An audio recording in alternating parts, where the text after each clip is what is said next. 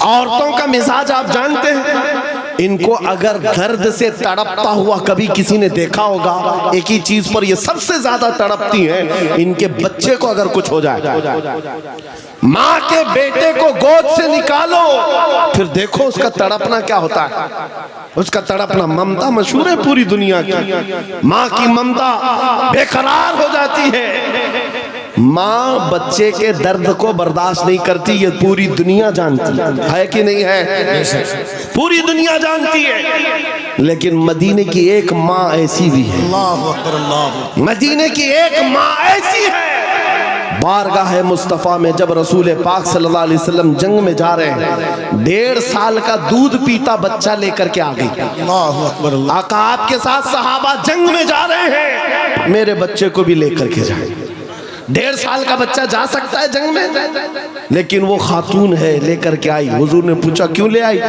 کہا میرے شوہر شہید ہو چکے، میرے گھر میں اس کے علاوہ کوئی جوان بیٹا نہیں، ایک ہی بچہ ہے 1.5 سال کا۔ اس لیے کہ میں جب دیکھ رہی ہوں مدینے کی مائیں اپنے جوانوں کو آپ کے ساتھ بھیج رہی ہیں، تو میں نے سوچا کہ میرا بیٹا گھر میں رہ جائے اور آپ کے ساتھ نہ جائے، یہ اس سے بڑی میری کم نصیبی کیا ہے۔ آقا میں اپنا بیٹا لے کر کے آئی۔ سنو، توجہ چاہتا ہوں۔ حضور نے پوچھا اس کا کیا کریں گے؟ اللہ اکبر، اس خاتون کا جواب سن کر کے رونگٹے کانپ جاتے ہیں، آج بھی جسم تھرا جاتا ہے۔ خاتون نے کہا آقا پتہ ہے میرا بچہ تیر اور تلوار نہیں چلا سکتا، جنگ میں لڑ تو نہیں سکتا، لیکن آقا میرے اس بچے کو آپ کسی صحابی کے ہاتھ میں دے دیں، جب دشمنوں کی طرف سے تیر چلے میرا بچہ ڈھال کے کام تو آ سکتا ہے۔ اللہ اکبر، اللہ اکبر، میرا بچہ ڈھال کے کام آ سکتا ہے۔ حضور پر فدا ہونے کا جذبہ یہ مدینے کی عورتوں میں دیکھا ہے۔ عجب چیز ہے لذت آشنائی، عجب چیز ہے لذت آشنائی۔ حضور کے فدائیوں کا کوئی مقابلہ نہیں کر سکتا دنیا میں، جو حضور پر لوگوں نے فدا کیے ہیں، اپنے بچے، اپنے مال، اپنے جان۔ یہ منظر پوری دنیا میں دوبارہ لا بھی نہیں سکو۔ عزیزان گرام وقار، بات صرف اتنی ہی میں کر کے رخصت ہونا چاہتا ہوں۔ تمہاری بے قراری، تمہاری بے کلی، بے چینی ختم ہو سکتی ہے۔ ایک بار دل کو دھڑکنا سکھا دو، کسی لیلا کے نام پر نہیں، کسی مجنو کے نام پر نہیں، دل کی دھڑکن سے آواز آنی چاہیے، میں سو جاؤں یا مصطفیٰ کہتے کہتے، کھلے آنکھ صلی علی کہتے کہتے۔ جب بے قراری زیادہ بڑھ جائے تو پھر تمہاری زبان بے اختیار پکارنے لگے، شافی و نافی ہو تم، وافی و کافی ہو تم، درد کو کر دو دوا تم پہ کروڑوں درود، تم ہو حفیظ و مغیث، کیا ہے وہ دشمن خبیث، یا رسول اللہ تم ہو تو پھر خوف کیا، تم پہ کروڑوں درود۔ یہ حضور پر جو فدا ہوتا ہے اس کی زندگی کا معاملہ میں بتا رہا ہوں، بے خوف ہو کر جیتا ہے، سہم کر ڈر کر کے نہیں جیتا۔ آپ کے علاقے کا سب سے بڑا مسئلہ یہ ہے کہ یہاں کے لوگ بھولے بھالے ہیں، یہ مشہور ہے، بھولے بھالے ہیں، جذباتی بھی ہیں، اور جلدی کسی کے ساتھ بھاگ بھی جاتے ہیں، نکل جاتے ہیں، کوئی بھی آتا ہے ان کو خرید کے لے جاتا ہے۔ برسوں سے تمہارے ساتھ یہ تجارت چلی آ رہی، اب ہوش سنبھالو اے نوجوانوں، 5G کا زمانہ ہے، سب کچھ جان رہے ہو، لہٰذا اب ایک ہی بات میں پوچھنا چاہتا ہوں، سب اپنے سینے پر، آپ کو سب کو پتہ ہے، اپنے دل پر ہاتھ رکھ کر کے مجھے بتائیں کتنے دل ہیں تمہارے پاس؟ 4 ہیں، 2 ہیں، ایک ہی ہے، ایک ہی دل ہے تمہارے پاس، اور وہ بھی دینا ہے تو پھر کیا دنیاوی کتوں کو دو گے؟ ایک ہی دل ہے تمہارے پاس، ایک ہی دل ہے، اور دوسرا ملتا بھی نہیں ہے۔ جب یہی ایک دل ہے تو پھر بارگاہ مصطفیٰ میں کیوں نہ دیتے؟ اس کو دھڑکنے کی عادت ان کے نام پر کیوں نہ ڈال دیں؟ اس لیے کہ جب زبان بند ہوتی ہے نبی کے عاشق کے دل کی دھڑکن بھی نبی نبی پکارا کرتی ہے۔ بے دام ہی بک جائیے بازار نبی میں، بے دام ہی بک جائیے بازار نبی میں۔ حضرت بلال حبشی جب حضور کی غلامی میں آئے، کیا ملا ان کو؟ کیا ملا؟ مکہ کے سرداروں کی غلامی سے نجات حاصل کر کے جب بارگاہ مصطفیٰ میں آئے 6 سال کے بعد دنیا نے دیکھا میرے آقا نے ان کو کعبے کی چھت پر چڑھا دیا، اذان دینے کے لیے کعبے کی چھت پر چڑھایا۔ یہ تو ایک مثال ہے میرے عزیزوں، حضور کے نام پر جو بک جاتا ہے مولا کریم اس کی عزتوں کو اوج ثریا پر پہنچاتا ہے، آسمانوں کی بلندی پر لے جاتا ہے۔ اس لیے اے نوجوانوں، آج جس کے ہاتھ میں تاش کے پتے آئے، شراب کی بوتل آئے، مجھے افسوس ہوتا ہے، مجھے افسوس ہے ان نوجوانوں پر کہ تم حضور پاک کی غلامی کی نسبت رکھتے ہو، تو پھر تمہیں یہ زیب نہیں دیتا، یہ زندگی تمہیں اچھی نہیں لگتی کہ آج دنیا تمہیں شرابی کہے، تمہیں کبابی کہے، تمہیں آوارہ کہے۔ تم جانتے ہو جب دنیا تانا مارتی ہے تو نبی کے نام سے تمہیں تانا دیتی ہے، نبی کے نام سے تانا دیتی ہے۔ اپنے آپ کو ایسا نہ بناؤ کہ حضور کے نام پر کوئی انگلی اٹھا سکے، حضور کے نام پر کوئی انگلی اٹھا سکے۔ میں جو بات کر رہا تھا اس کو کمپلیٹ کر دیتا ہوں اور پھر اپنی بات کو بھی ختم کرنے پر آ رہا ہوں۔ مدینے کی ایک خاتون جس کا ایک جنگ میں بھائی بھی شہید، بیٹا بھی شہید، باپ بھی شہید، شوہر بھی شہید، ایک جنگ میں 4 رشتہ دار شہید ہو چکے ہوں۔ ذرا اپنی عورتوں سے پوچھ کر کے بتاؤ کون سی عورت ہے جو برداشت کر پائے گی؟ ارے ایک کا شوہر انتقال کر جائے مہینوں روتی ہے عورت، بیٹا انتقال کر گیا تو عورتیں اپنا دماغی توازن کھو بیٹھتی ہیں، برداشت نہیں کر پاتی، اور باپ کی رخصتی تو عورت کو کمزور کر دیتی ہے، اور بھائی کی رخصتی اس کو ڈھیلا کر دیتی ہے۔ لیکن مدینے کی ایک خاتون ایک ہی جنگ میں 4 رشتہ دار شہید ہوئے۔ لوگوں نے خبر دی، اے خاتون تیرا بیٹا شہید ہوا، تیرا شوہر شہید ہوا، تیرا باپ شہید ہوا، تیرا بھائی شہید ہوا۔ وہ خاتون کہتی آنے والوں ذرا یہ تو بتاؤ آمنہ کے لال سلامت ہیں یا نہیں؟ اللہ کے رسول سلامت ہیں یا نہیں؟ لوگوں نے کہا ہاں اللہ کے نبی سلامت ہیں۔ اتنے پر اکتفا نہیں، اس نے کہا آرونی فانظر الی، مجھے دکھاؤ ایک بار دیکھنا چاہتی ہوں، دکھاؤ مجھے ایک بار دیکھنا چاہتی ہوں۔ جس خاتون کا بیٹا جنگ کے میدان میں لاش ہے اور جس کا بھائی بھی لاش بنا ہوا ہو، جس کا باپ بھی، جس کا شوہر بھی انتقال کیا ہو، اس وقت عورت کی خواہش صرف یہ ہے مجھے ایک بار تاجدار مدینہ کو دیکھنا ہے، حضور کو دیکھنا ہے۔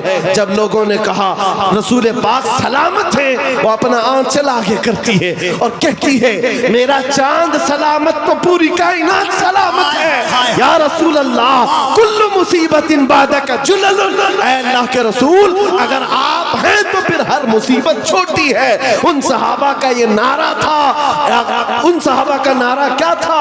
ہر ستم ہر مصیبت گوارا ہے، ہر ستم ہر مصیبت گوارا ہے۔ یا رسول اللہ ایک بار تم کہہ دو کہ تو ہمارا ہے۔ نعرہ تکبیر، نعرہ رسالت، عظمت اسلام کانفرنس، جامعہ فیضان تاج الشریعہ۔ میرے عزیزو ہماری بات کمپلیٹ ہو گئی۔ جہاں پر بھی میں گفتگو کرتا ہوں میری بات صرف ایک ہی ہوتی ہے، ایک ہی بات ہے کہ محمد سے وفا تو نے تو ہم تیرے ہیں۔ ارے جہاں چیز ہے کیا؟ لوح قلم تیرے۔ لوح قلم کس کو کہتے ہیں؟ یہ چھوٹے قلم اور تختی کا نام نہیں ہے، لوح قلم کی بات کی گئی ہے، سب تیرے حساب سے آ جائے گا۔ تم کرسی کی بات کرتے ہو، اقتدار کی بات کرتے ہو، قیادت کی بات کرتے ہو، دولت کی بات کرتے ہو، اور یہ جہاں چیز ہے کیا؟ یہ جہاں چیز ہے کیا؟ لوح قلم تیرے۔ پھر دیکھو کہ طاقت و قوت کہاں سے آتی، اور دیکھو پھر شجاعت اور ہمت آتی کہاں سے۔ جن صحابہ کرام کے اندر ہم نے یہ خصوصیات دیکھی وہ سب قدم مصطفیٰ کی برکت ہے، حضور پاک کے نام کی برکت ہے۔ اسی لیے میں پھر کہتا ہوں بے دام ہی بک جائیے، بازار نبی میں اس شان کے سودے میں خسارے نہیں ہوتے، یہ ناز یہ انداز ہمارے نہیں ہوتے، جھولی میں اگر ٹکڑے تمہارے نہیں ہوتے۔ جب تک کہ مدینے سے اشارے نہیں ہوتے، روشن میری قسمت کے ستارے نہیں ہوتے۔ عزیزان گرامی وقار، حالات آج پھر سے تمہیں اس موڑ پر لائے ہوئے ہیں کہ تمہیں فیصلہ کرنا ہے۔ موت بہت قریب آ چکی ہے، تمہارے گھر قریب ان قریب ملک الموت اسرائیل آنے والے ہیں، تم بھی اس دنیا کو چھوڑ کر جانے والے ہو۔ قبر کے بعد جو شروع ہونے والی زندگی ہے وہ اصل زندگی ہے، آخرت کی نان اینڈنگ، کبھی نہ ختم ہونے والی زندگی ایک بار پھر شروع ہونے والی ہے جب تمہاری روح نکل جائے گی، جس کے لیے تم نے اپنے آپ کو بدل لیا ہے۔ آج اس دنیا کے چکر میں اپنی داڑیاں منڈوا لیا، اپنے سروں سے ٹوپیاں غائب کر دی، اپنے عیاشی کے موڑ میں آ کر تم تو کہاں کے کہاں بن گئے۔ دنیا نے تمہیں نہ مرد رکھا نہ عورت رکھا، چوڑیاں پہنا دی، بالیاں پہنا دی، جینز کو پھاڑ کر کے پہننے لگ گئے۔ یہ نوجوانوں کی زندگیاں میں دیکھ رہا ہوں، تم ان کے پیچھے بھاگتے رہے، یہ نہ تمہیں عورت بننا دینا چاہتے نہ مرد، بلکہ بیچ والا بنا کر چھوڑ دیتے ہیں اور تم ان کے پیچھے بھاگے جا رہے ہو۔ آج میرے عزیزو تھوڑی سی لائف باقی ہے، تھوڑی سی زندگی باقی ہے، دھڑکنیں تھوڑی سی ہیں۔ تم میں سے کسی کو نہیں معلوم، کوئی اگر یہ کہتا ہے کہ بڑھاپے میں ہی موت آتی ہے تو جھوٹا ہے، وہ غلط ہے۔ بڑھاپا کچھ لوگوں کو ملتا ہے، اور نہ جنازوں کے جنازے جاتے ہوئے بھی دیکھے ہیں ہم نے، جوانوں کے جنازے بھی اٹھتے ہوئے دیکھے ہیں، بچوں کے جنازے بھی اٹھتے دیکھے ہیں۔ کیا تم نے اپنے ہاتھوں سے جوانوں کو دفن نہیں کیا؟ آج یہاں بیٹھا ہوا ہر جوان کوئی گارنٹی نہیں دیکھ سکتا کہ کل کا سورج وہ دیکھنے والا ہے، کل کی صبح وہ دیکھنے والا ہے۔ ہم میں سے کسی کو نہیں معلوم، نہ تمہیں معلوم نہ مجھے معلوم۔ میں بھی نہیں کہہ سکتا کہ کل کی صبح میں زندہ رہوں گا۔ جب ہماری زندگی اس ڈگر پر ہے، ہمارے پاس مختصر لمحات ہے، مختصر زندگی ہے، ملک الموت کسی بھی وقت گھر پر دستک دے سکتے ہیں، ہمارا جنازہ اٹھایا جائے گا، ہمیں نہلا کر کفنا کر اس قبر میں چھوڑ دیا جائے گا جہاں ہماری ماں ہمارے ساتھ بیٹھنے کو تیار نہیں، ہمارا باپ ہمارے ساتھ بیٹھنے کو تیار نہیں، سب منو مٹی تلے ہمیں دبا کر رخصت ہو جائیں گے۔ ارے عزیز دوست، جن کے لیے ہم پیسے برباد کرتے تھے، جن کے لیے ہم پوری راتیں قربان کرتے تھے، وہ دوست بھی 1 گھنٹے سے زیادہ قبر کے پاس کھڑے ہونے کو تیار نہیں، کوئی تیار نہیں۔ اس وقت جانتے ہو ساری دنیا تمہاری قبر پر مٹی ڈال کر تختے بند کر کے چلی جا چکی ہوگی گھنے اندھیرے کے اندر۔ اگر کوئی آتا ہے، آمینہ کا لال تشریف لاتا ہے، تاجدار مدینہ کی ذات آتی ہے، وہ حسین چہرہ روشنیاں لے کر آتا ہے۔ اسی لیے میں کہتا ہوں نوجوانوں، ان کے خوش آمدی میں زندگی گزار لیا،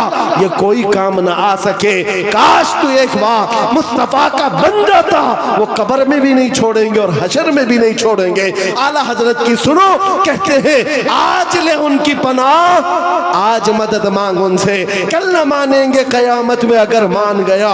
انہیں جانا انہیں مانا، نہ رکھا غیر سے کام، للہ الحمد میں دنیا سے مسلمان گیا۔ اب بتاؤ اے نوجوانوں، اس مجمع میں بیٹھا ہوا ہر نوجوان یہ عہد کرے گا، جب حضور کی عزت اور ان کے ناموس کی بات آئے گی، حضور کے قدم کے ناخن پر میں اپنی گردن قربان کرنے کو تیار۔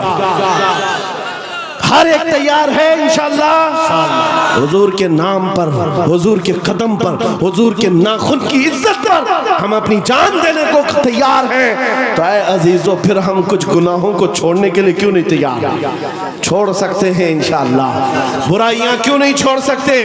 آؤ آج عہد کر کے اٹھو، زندگی یہ نہیں کسی کے لیے، زندگی ہے نبی کی۔ یاد ہے آپ کو، یہ میرے تاج الشریعہ کا میسج ہے، زندگی یہ نہیں ہے کسی کے لیے، زندگی ہے نبی کی، ہاں نبی کے لیے۔ یہ ہمیں جو دیا گیا ہے نا، یہ لائف پوری کس کے لیے دی گئی ہے؟ ارے نہ سمجھ مرتے ہیں زندگی کے لیے، جینا مرنا ہے سب کچھ، جینا مرنا ہے سب کچھ، جینا مرنا ہے سب کچھ۔